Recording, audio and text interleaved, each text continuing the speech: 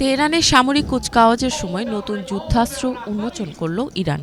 Solid ফুয়েলে চালিত ক্ষেপণাস্ত্র প্রায় ১,০০০ কিলোমিটার দূরবর্তী লক্ষ্যবস্তুতে আঘাত হানতে পারবে বলে দাবি করেছে ইরান।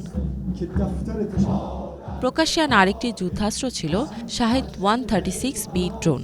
এটি ছিল শাহেদ 136-এর উন্নত সংস্করণ। নতুন ড্রোনে যোগ করা হয়েছে বাড়তি কিছু বৈশিষ্ট্য। ইরানের দাবি ড্রোনটি ৪,০০০ কিলোমিটার পাড়ি দিতে পারবে।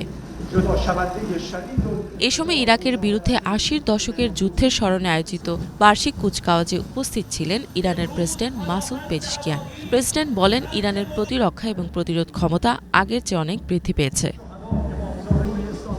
তিনি আরও যোগ করেন, ইরানের প্রতিরক্ষা এবং প্রতিরোধ ক্ষমতা এতটাই বৃদ্ধি পেয়েছে যে তেহরানের বিরুদ্ধে আগ্রাসনের কথা কেউ ভাবতে পারবে না। বর্তমানে ব্যাপক উত্তেজনাপূর্ণ পরিস্থিতির মধ্যে রয়েছে মধ্যপ্রাচ্য। মূলত গাজা এবং লেবাননের সাথে সশস্ত্র সংঘাত চলছে ইসরায়েলের। তবে তেল আবিব বলছে, পর্দার আড়ালে থাকা ইরানের সাথেই তারা যুদ্ধ চালিয়ে যাচ্ছে।